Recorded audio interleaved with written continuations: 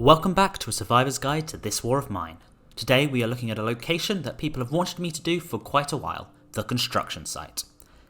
There are two possible scenarios for this location, both of which are dangerous, so we will cover both of these today. In both scenarios, the player will be attacked when noticed, so it is worth taking a good fighter or somebody who can stealth. In the sniper scenario, the two snipers are practicing on civilians, and in the soldier scenario, they are chasing down a simple civilian who is scavenging.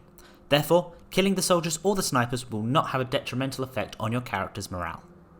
Let's start with the sniper scenario. It is worth bringing a weapon, a shovel and a crowbar at least for this run, as there is a locked cupboard in the back half and a few piles of rubble that block routes through the building that can be very useful for getting away. You start on the left and can grab a few resources from the piles lower down safely, but the true reward is much higher up.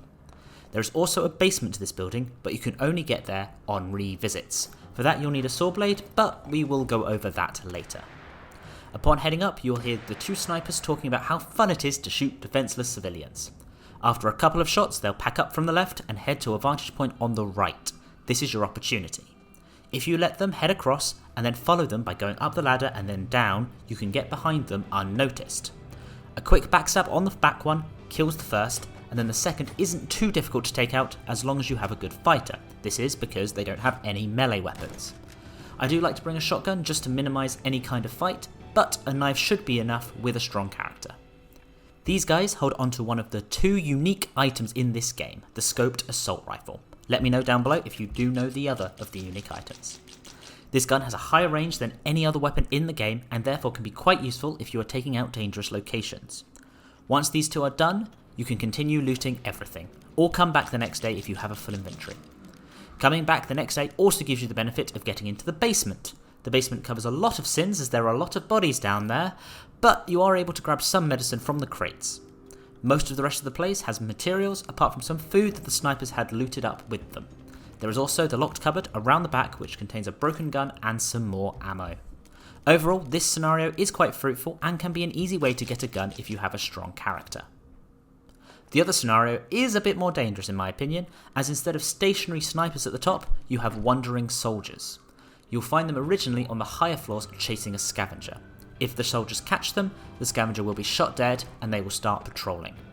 Even with the scavenger dead, the soldiers will attack you on sight, therefore it is worth trying to take them out using the cover and a ranged weapon if possible. My tactic is to wait in a hiding spot for one to pass, and then kill them quickly before turning the gun on the other as quickly as possible. Unfortunately, I was not able to perfect this, but it isn't too difficult and you can do it with minimum damage. The soldiers carry guns and the scavenger has electrical parts, so you should be able to loot everything after the fight. It is actually possible to save the scavenger if you are quick enough. As soon as he bursts through the door, you can shoot the soldier, knocking them off balance. You can then chase the two soldiers down and take them out. It's harder to do this with less damage, but not impossible. And you can feel good for saving them as the player. Unfortunately, it doesn't really give you a morale boost and the extra damage you are likely to take really isn't worth it. So, that's it, the construction site. Hope that was helpful, please subscribe if it was, and I'll see you next time when we go over the ruined block of flats.